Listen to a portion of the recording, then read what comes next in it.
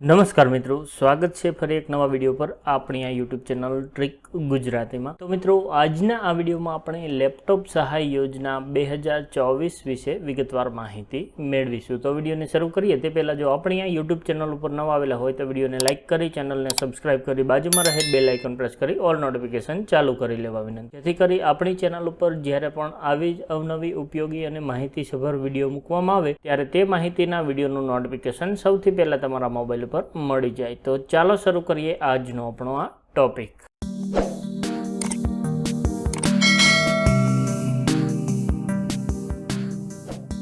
તો મિત્રો, તાજેતરમાં જ ધોરણ 10 તથા ધોરણ 12ના રિઝલ્ટ આવી ગયા છે અને એવામાં ધોરણ 12 પાસ થયેલા વિદ્યાર્થીઓ માટે ખૂબ જ ઉપયોગી એવી યોજના હાલમાં ચાલુ છે અને આ યોજના છે તે રાજ્ય સરકારના જે સન્માન પોર્ટલ છે ત્યાં પર ચાલુ છે અને તે ગુજરાત શ્રમયોગી કલ્યાણ બોર્ડ હસ્તકની આ ખૂબ જ ઉપયોગી એવી યોજના છે। તો તે યોજનાની વાત કરીએ તો લેપટોપ સહાય માટેની આ યોજના છે જે વર્ષ 2024 માટે હાલમાં ઓનલાઈન ફોર્મ ભરાવાનું ચાલુ છે અને આ યોજના અંતર્ગત ₹25,000ની નાણાકીય સહાય છે તે ધોરણ 12 પાસ વિદ્યાર્થીઓને મળવાપાત્ર થાય છે। તો ધોરણ 12 પાસ વિદ્યાર્થીઓને લેપટોપ ખરીદવા માટે મળશે નાણાકીય સહાય। જી હા મિત્રો, જે વિદ્યાર્થીઓ ધોરણ 12 પાસ કરેલું હોય અને અન્ય તમામ શરતોને પૂર્ણ કરતા હોય તેવા વિદ્યાર્થીઓને લેપટોપ ખરીદવા માટે ₹25,000 સુધીની નાણાકીય સહાય મળવાપાત્ર થાય છે। તો યોજનાની વિગતવાર સંપૂર્ણ માહિતી મેળવવા માટે આ વિડીયોને છેલ્લે સુધી જોતા રહેજો, જેથી કરી સન્માન પોર્ટલ પરની ગુજરાત શ્રમયોગી કલ્યાણ બોર્ડ હસ્તકની જે લેપટોપ સહાય યોજના છે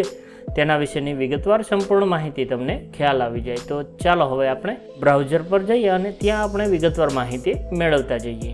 તો મિત્રો, આપણે બ્રાઉઝર ખોલી અને sanman.gujarat.gov.in લખી લેવાનું રહેશે અને ત્યાર પછી ઓકે આપશો એટલે આ પ્રમાણેનું શ્રમ, કૌશલ્ય વિકાસ અને રોજગાર વિભાગ ગુજરાત સરકારનું જે ઓફિશિયલ પોર્ટલ છે તે સન્માન પોર્ટલ ખુલી જાય છે।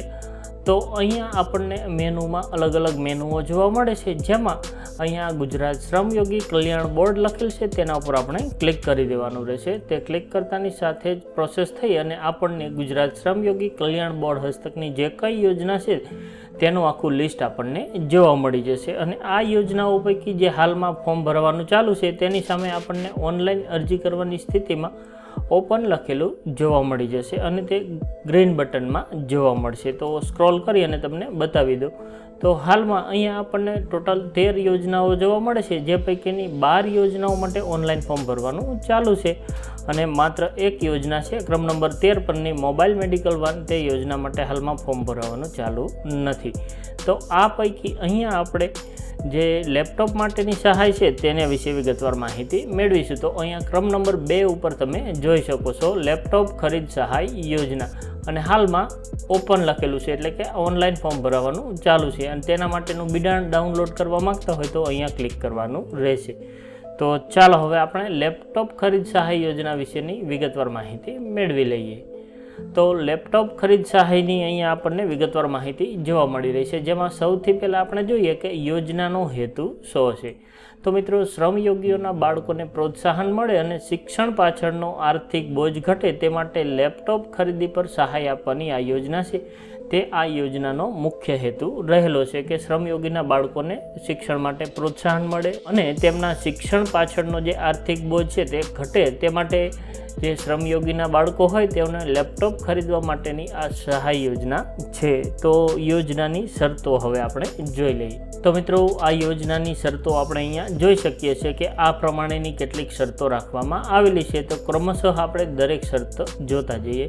તો ક્રમ નંબર 1 ઉપર છે કે ધોરણ 12 બોર્ડની પરીક્ષામાં ઉત્તીર્ણ થયેલ અને ઓલ ઓવર 70 કે તેથી વધુ પર્સન્ટાઇલ મેળવનાર વિદ્યાર્થીઓને આ યોજનાનો લાભ મળશે। એટલે કે ધોરણ 12માં 70 કે તેથી વધુ પર્સન્ટાઇલ મેળવેલી હોય તેવા વિદ્યાર્થીઓને આ યોજનાનો લાભ મળવાપાત્ર થાય છે। ત્યાર પછી ક્રમ નંબર 2 ઉપર જોઈએ કે પ્રોફેશનલ કે ડિઝાઇનિંગ કોર્સમાં પ્રવેશ મેળવનાર વિદ્યાર્થીને લેપટોપની કિંમતની મર્યાદા, તો લેપટોપ ખરીદી માટેની જે કિંમત મર્યાદા છે તે ₹50,000 ધ્યાને લઈ અને તેના 50% રકમ અથવા તો ₹25,000 એ બેમાંથી જે ઓછી રકમ હશે તે સહાય સ્વરૂપે આપવામાં આવશે। તો આમ જે પ્રોફેશનલ અને ડિઝાઇનિંગ કોર્સ માટે પ્રવેશ મેળવેલો હોય તેવા શ્રમયોગીના બાળકોને લેપટોપ ખરીદવા માટે લેપટોપની ખરીદ કિંમતની મર્યાદા છે તે 50,000ની નક્કી થયેલી છે.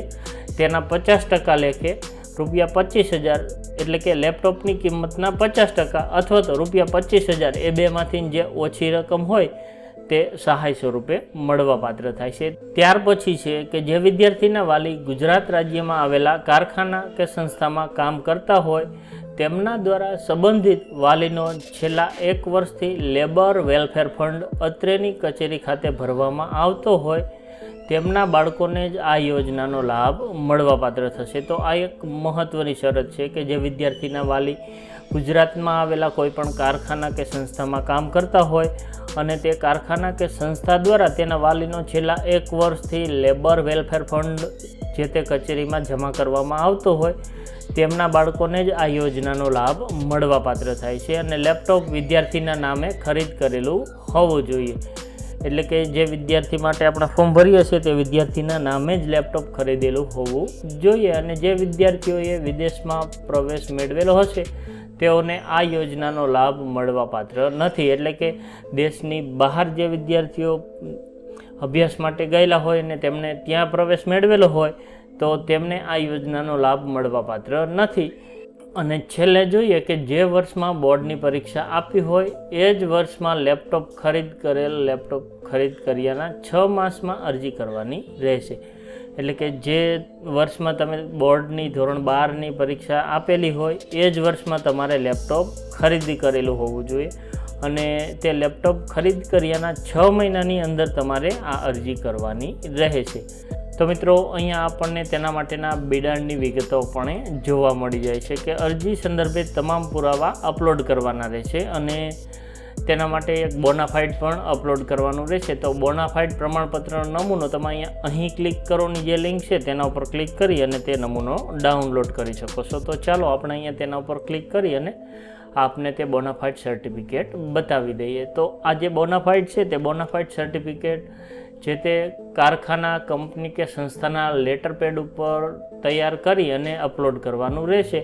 અને તેમના લેટર પેડ પર આ પ્રમાણેનું જે બોનાફાઇડ સર્ટિફિકેટ છે તે તમારે તૈયાર કરી અને સહી સિક્કા લઈ તમારે અપલોડ કરવાનું રહેશે. નીચે અહીંયા તમારા જે માલિક હોય કે મેનેજર હોય તેમના સહી સિક્કા આવશે, કંપનીના નંબર, કંપનીનો સિક્કો, આ તમામ વિગત આપણને અહીંયા લગાવવાની થશે. અને ત્યારબાદ આ પ્રમાણેનું પણ એક પ્રમાણપત્ર આપવાનું રહેશે. તો તે પણ તમારે જે તે તમે કંપનીમાં કામ કરતા હોય તે કંપનીમાંથી આ પ્રમાણેનું પ્રમાણપત્ર પણ તમારે અપલોડ કરવાનું થશે. અને આ પ્રમાણપત્ર પણ જે તે કારખાના, કંપની કે સંસ્થાના લેટર પેડ ઉપર તૈયાર કરી અને અપલોડ કરવાનું થશે.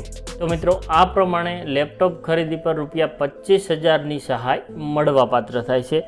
અને જો તમે કોમેન્ટ કરશો તો આપણે આના માટે ઓનલાઈન અરજી કેવી રીતે કરવી તથા અહીંયા આપણે હોમ પર જતા રહીએ કે શ્રમ અને કૌશલ્ય તથા રોજગાર વિભાગની જે આ સન્માન પોર્ટલ છે ત્યાં સૌથી પહેલાં આપણે નોંધણી કઈ રીતે કરવી અને ત્યાર પછી લોગિન થયા બાદ અરજી કેવી રીતે કરવી તે તમે જાણવા માગતા હોય તો નીચે કોમેન્ટ બોક્સમાં કોમેન્ટ કરજો. તો આપણે તેના માટેનો અલગથી એક વિડીયો બનાવી અને સૌથી પહેલાં રજિસ્ટ્રેશન માટેની પ્રોસેસ જણાવીશું અને ત્યારબાદ ઓનલાઈન અરજી કઈ રીતે કરવી તેના માટેનો પણ અલગથી એક વિડીયો બનાવી અને આપ સૌને માહિતગાર કરીશું. તો મિત્રો આશા રાખું કે શ્રમ, કૌશલ્ય વિકાસ અને રોજગાર વિભાગની જે લેપટોપ ખરીદી પર સહાય યોજના છે તેના માટેની વિગતવાર સંપૂર્ણ માહિતી તમને ખ્યાલ આવી ગયો હશે.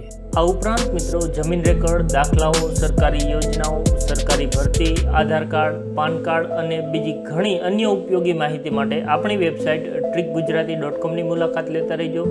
આ ઉપરાંત આપણી ટેલિગ્રામ ચેનલ પણ છે. તો તમને ટેલિગ્રામ ચેનલની લિંક અહીંયા જોવા મળી જશે અને ડિસ્ક્રિપ્શનમાં પણ આની લિંક આપેલી છે.